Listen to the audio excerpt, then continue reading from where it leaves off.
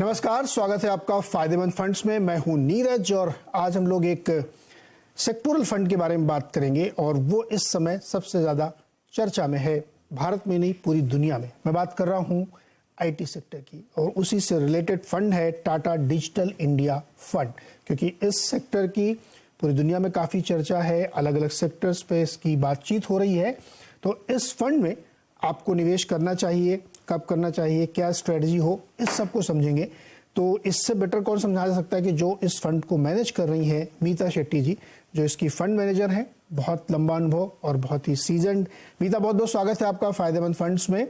और हम लोग समझेंगे आपसे कि इस वक्त आईटी सेक्टर या डिजिटल सेक्टर की क्या स्थिति है और इस फंड में हमें क्यों निवेश करना चाहिए। लेकिन उससे पहले मैं एक ओवरव्यू आपका समझना चाहता हूँ कि इस वक्त मार्केट पर आप लोगों का अप्रोच क्या है। First of all Neeraj ji, thank you हमें ये अपॉर्चुनिटी देने के लिए। एक बार पहले ब्रॉड मार्केट्स को अगर हम देखें तो क्लियरली पिछले कुछ महीने अच्छे रहे हैं। मार्केट में हमने काफी मोमेंटम देखा है, काफी ब्रॉड बेस्ड रैली हम देख रहे हैं मार्केट्स में। एंड अब अगर इंडिया मार्केट और उसके कंपैरिजन में दूसरे मार्केट्स को देखें तो आई थिंक ऑलमोस्ट 3 महीने से हम यूएस मार्केट के बिल्कुल आसपास ही कहीं ना कहीं चल रहे हैं। और पिछले 1 महीने में पर्टिकुलरली हमने ये देखा है कि कुछ इमर्जिंग मार्केट्स जैसे कि हांगकांग और रशिया वगैरह भी काफी अच्छा करने लगे। सो आई थिंक ये ग्लोबली भी ओवरऑल काफी मार्केट्स में हम ये सिमिलर ट्रेंड देखने में मिल रहा है। और ये बहुत रेलेवेंट हो जाता है इंडिया के लिए भी, क्योंकि जब जैन में अगर हम देख रहे थे तो इंडिया की वैल्यूएशंस बाकी मार्केट से काफी ज्यादा रिलेटिवली हम एक्सपेंसिव दिख रहे थे, क्योंकि हमने इतना करेक्ट नहीं किया था। इनफैक्ट हम थोड़ी रैली भी कर चुके थे। सो उस वजह से हमारी वैल्यूएशंस रिलेटिव बेसिस पर काफी एक हायर लेवल पे दिख रही थी, जो कि अब मुझे लगता है क्योंकि ये बहुत ही ब्रॉड बेस्ड काफी मार्केट से हम देख रहे हैं, so it's becoming more relatively in a better zone now I would say. So I think we are comfortable on the markets. Yes, definitely near term में करेक्शन कभी भी रूल आउट नहीं होता है, बट आई थिंक दैट अगर हम valuations को देखें ब्रॉड लेवल पे निफ्टी को अगर हम देखें वैल्यूएशन वाइज तो अराउंड 19.5-20 के आसपास हम चल रहे हैं। और सेक्टर वाइज भी हम देखें तो आई थिंक काफी जैसे पावर हो गया या मैन्युफैक्चरिंग लेड हो गए, केपेक्स इंफ्रा लेवल हो गए या बैंक हो गए, ये सारों में हम नतीजे भी जो अभी तक इस क्वार्टर के आए हैं उस सब में कहीं पर भी हमें बहुत ज्यादा वीकनेस नहीं दिख रही है। इनफैक्ट यही सामने आ रहा है कि ग्रोथ काफी अच्छी है और कंटिन्यू रह सकती है काफी टाइम तक। So I think broad based market पर हमारा व्यू कोई बहुत ज्यादा नेगेटिव नहीं हुआ है despite the rally. In fact I think कुछ पॉकेट्स में अभी भी हम अच्छा एक्सपेक्टेशन रखते हैं in terms of growth and outlook. Okay, तो ये भी हाँ ठीक है, मार्केट में तो ऊपर नीचे होता ही रहता है और बहुत सारे ऐसे सेक्टर्स हैं जिन्होंने आउट परफॉर्म किया है। उनमें से एक आईटी था। आईटी की कहानी थोड़ा 3 साल पहले से लोगों को समझनी चाहिए। जब कोविड शुरू हुआ था उसके बाद से आईटी ने एक बहुत ड्रीम रन रैली दिखाई और वैल्यूएशंस अनाप शनाप हुए, उसके बाद वो शांत हो गए। अभी जो रिजल्ट्स आए उसमें हम लोगों ने देखा या ग्लोबली हम लोग देख रहे हैं तो 2 तरीके की उसमें डायरेक्शंस दिख रहे हैं। यूएस की जो बड़ी कंपनीज हैं उनका अलग डायरेक्शन दिख रहा है, बिल्कुल इंडियन कंपनीज का डायरेक्शन अलग दिख रहा है। दोनों की डिपेंडेंसी है। मुझे एक्सप्लेन करिए कि ये जो आईटी सेक्टर में इस वक्त हो रहा है उसको आप लोग कैसे अंडरस्टैंड कर रहे हैं। क्या आपके ट्रैकिंग मैट्रिक्स बदल रहे हैं इंडियन कंपनी के कॉन्टेक्स्ट में, या फिर जो पहले रूटीन चल रहा था बिल्कुल वैसे ही चल रहा है अभी भी? नीरज, यस, आपने बिल्कुल सही कहा कि आईटी सेक्टर में 2022 जनवरी फरवरी के बाद हमने एक शार्प करेक्शन देखा है सेक्टर में। इनफैक्ट ये एक मैसिव अंडर परफॉर्मर रहा है versus the broad markets in Indian context. And इसका रीजन एक क्लियरली यही था कि यूएस में जो हमने कैलेंडर ईयर 22 में जो हमने एक के बाद एक प्रॉब्लम्स देखे। फेब में पहले वॉर छिड़ गई, फिर उसके बाद हमने देखा कि इंटरेस्ट रेट्स बढ़ने लगे, इन्फ्लेशन बहुत ज्यादा हाई होने की वजह से। सो वो एक स्नोबॉल की तरह होते गया। प्रॉब्लम्स इकोनॉमी लेवल पर, मैक्रो लेवल पर काफी दिखने लगे। एंड रिसेशन की भी बात हम पिछले साल से कर ही रहे हैं। सो उस सब का नतीजा इंडियन आईटी पर हमेशा से एक रब ऑफ इफेक्ट हम देखते हैं, क्योंकि यूएस एक बहुत ही इंपॉर्टेंट मार्केट है इंडियन आईटी सर्विसेज के कॉन्टेक्स्ट में। और यदि यूएस में मैक्रोस थोड़े वीक होते हैं तो कहीं ना कहीं हम हमेशा उसका एक इम्पैक्ट इंडियन आईटीज पर देखते हैं। सो अभी जैसे आपने भी हाईलाइट किया कि रिसेंटली जो क्वार्टरली रिजल्ट्स आए हैं वो इंडियन कंपनीज के थोड़े से वीक साइड पे रहे हैं। आउटलुक भी जो कंपनियां शेयर कर रही हैं उसके हिसाब से लग रहा है कि शायद एक आधा 2 क्वार्टर हमें वैसी ही वीकनेस शायद देखने मिल सकती है।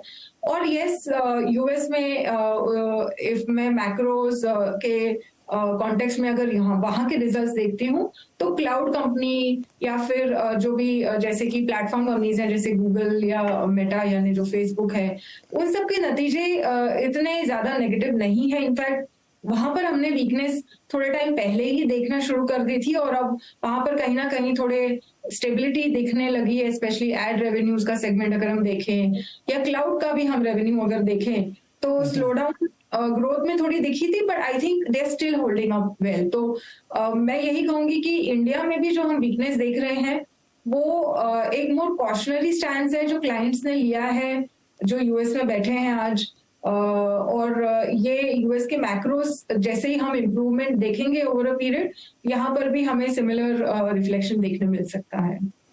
ओके, मीता से बेहतर कौन समझा सकता है आईटी सेक्टर को। मीता, एक सवाल ये है मेरे मन में कि एक चीज़ ये मान सकते हैं कि भाई इस वक्त यूएस में थोड़ी प्रॉब्लम है, रीजनल बैंक वहाँ के बहुत मुश्किल में आए तो बीएफएसआई थोड़ा वीक हुआ, टेलीकॉम थोड़ा वीक हुआ। हम लोगों ने देखा है कि टेक महिंद्रा के रिजल्ट उसकी वजह से काफ़ी कमज़ोर रहे।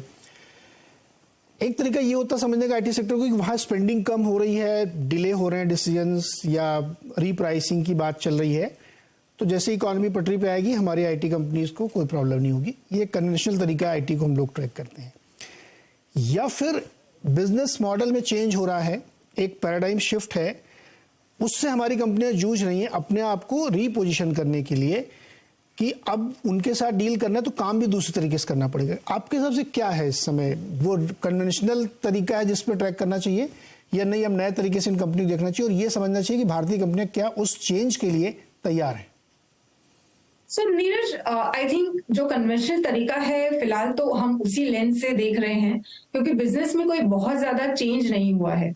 जो बदलाव या फिर जो चेंज की हम बात कर रहे हैं वो हो सकता है कि हमें देखने मिले आने वाले 1-2 सालों के बाद, जब जनरेटिव एआई जो हम सुन रहे हैं, बात कर रहे हैं, वो जब एक लार्ज स्केल पर जिसका एडेप्शन होने लगेगा, जैसे लार्ज बैंक्स या कोई भी बड़ी कंपनियां, एंटरप्राइजेस उसको अपने एफिशिएंसी इंप्रूवमेंट के लिए और कॉस्ट के लिए जब वो इम्प्लीमेंट करना शुरू करेंगी, तब हो सकता है कि हम कुछ एक बिजनेस में शिफ्ट देखेंगे। पर अभी at this stands I think conventional तरीका ही है। इनफैक्ट कहीं ना कहीं सम सिमिलैरिटी हम इसकी ड्रॉ कर सकते हैं जो जीएफसी के टाइम हुआ था। ऑब्वियसली जीएफसी एक बहुत ज्यादा इम्पैक्ट हुआ था उस टाइम पर बैंकिंग सेक्टर यूएस में, और हम इस वक्त बिल्कुल भी वैसे लेवल पे नहीं है, बट आई थिंक दैट जो उस टाइम पे हुआ हमने देखा कि 2 क्वार्टर क्लियरली बहुत वीकनेस देखी हमने IT services, Indian IT services के लिए, और फिर उसके बाद एक शार्प रिकवरी आई थी। और वो इसलिए भी लेट थी क्योंकि एक तो थोड़ी इकोनॉमी रिकवर होने लगी और दूसरा कि हमने देखा कि इंडियन कंट्रीज जैसी लो कॉस्ट कंट्रीज को ज्यादा काम मिलने लगा, क्योंकि वहां की कंपनीज को कॉस्ट पे थोड़ा ज्यादा फोकस होने लगा था। सो आई थिंक दैट आज हम कहीं ना कहीं सिमिलर स्टैंड्स में, maybe not as severe जो हमने लास्ट टाइम देखा था, बट कहीं ना कहीं जो बीएफएसआई में हम कॉशनरी स्टैंड्स देख रहे हैं उसको उससे थोड़ा बहुत रिलेट कर सकता है।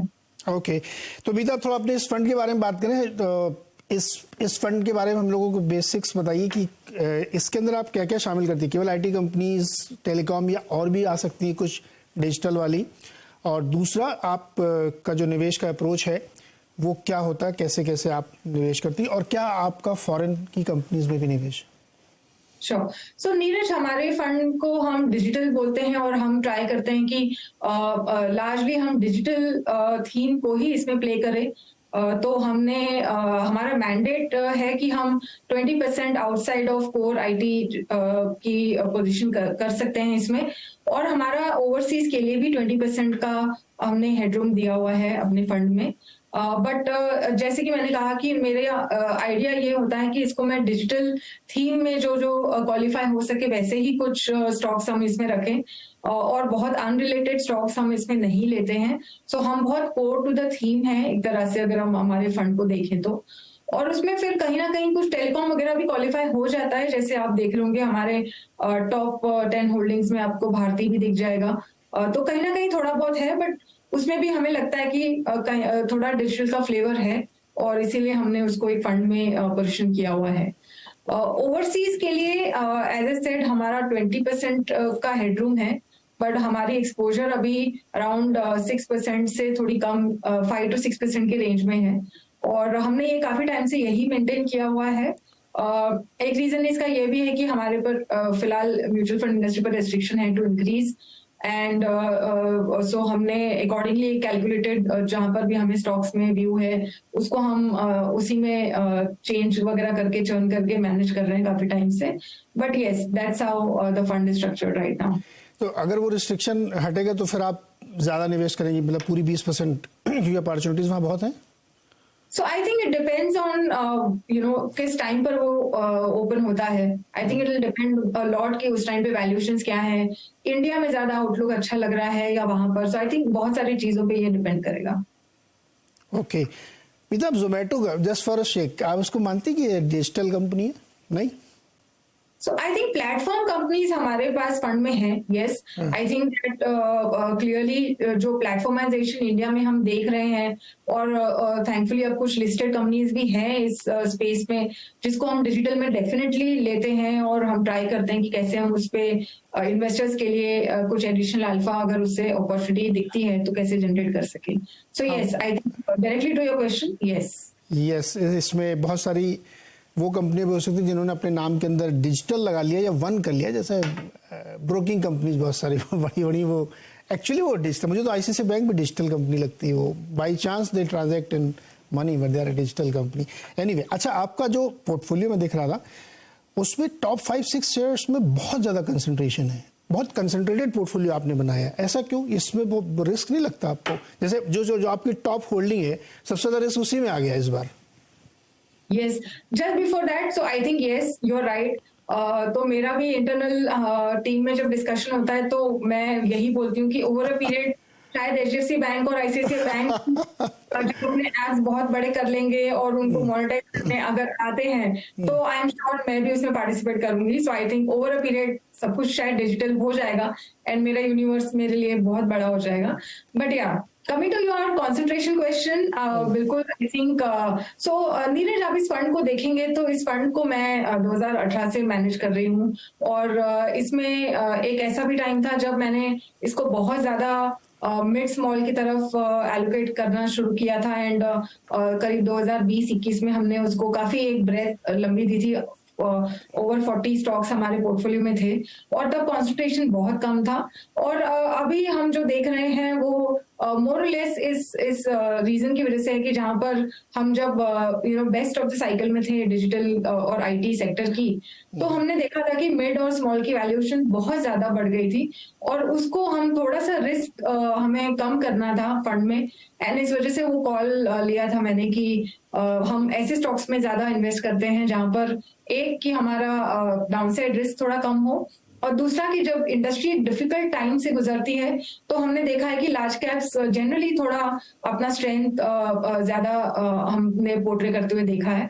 तो यही दो रीजन की वजह से हमने ये कॉन्सेंट्रेशन क्रिएट किया था, and as and when I think we will see more broad based opportunities, हो सकता है कि हम इसमें थोड़ा सा चेंज देखेंगे ओवर अ पीरियड। यहाँ पे एक छोटा सा ब्रेक लेते हैं, ब्रेक के बाद जब वापस आएंगे तो मीता से ये समझेंगे कि सेक्टर के अंदर की जो निटिग्रिटीज हैं उसको ये लोग कैसे टैकल करते हैं।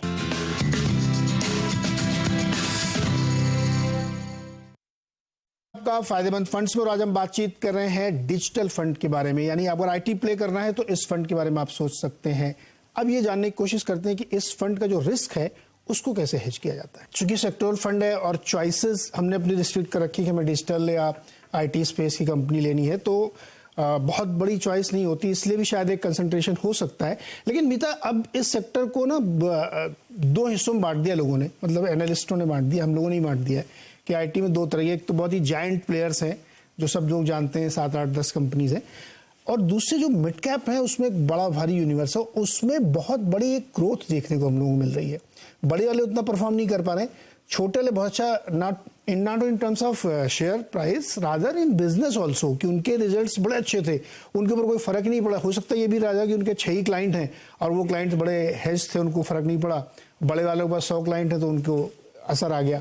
क्या आप लोग ये सोचेंगे, इस बारे में विचार करेंगे कि बहुत जो बड़े जायंट हो चुके हैं उनकी ग्रोथ कहीं ना कहीं रिस्ट्रिक्ट होगी और उनको चेंज करना पड़ सकता है अपने को, तो मिड कैप की तरफ ज्यादा ध्यान दें? सो नीरज, ऐसा नहीं है कि हम ध्यान अभी दे रहे हैं। सो बेसिकली कैसा होता है कि जब इंडस्ट्री या फिर जैसे अभी यूएस में जो चैलेंजेस हैं, ऐसे टाइम पर हम जनरली देखते हैं कि कॉस्ट पर बहुत फोकस हो जाता है कंपनियों का या क्लाइंट्स का बेसिकली। एंड जब कॉस्ट पे बहुत फोकस आता है तो हम देखते हैं कि कॉस्ट टेकआउट डील, जिसको हम आईटी के इंडस्ट्री में जनरली हम बात करते हैं, और उस डील्स में जनरली हम देखते हैं कि लार्ज कैप की कैपेसिटी ज्यादा स्ट्रांग होती है टू पार्टिसिपेट, क्योंकि वो काफी बड़े साइज डील्स होते हैं काफी बारी, और उसमें हम देखते हैं कि मार्जिन भी इनिशियली काफी लो हो सकता है। सो वो सारे रीजंस की वजह से लार्ज कैप्स उसमें अच्छे से पार्टिसिपेट कर पाते हैं, और कहीं ना कहीं वो ही एक थॉट से हमने ये कॉल लिया था।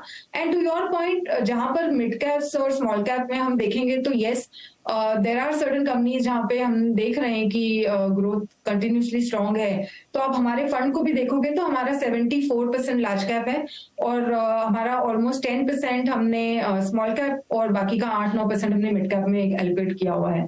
सो clearly we are also banking on those names, particularly जहां पर हमें लग रहा है कि ग्रोथ स्ट्रांग है या ग्रोथ कंटिन्यू हो सकती है, और वैल्यूएशंस पे भी जहां पर कंफर्ट है। So definitely we are betting on that. But ये 2021 के जैसा साल नहीं है जहां पर हर एक मिड और स्मॉल कंपनी ने आपको बहुत अच्छी ग्रोथ दिखाई थी। So we have to be extremely selective, which is what we are already.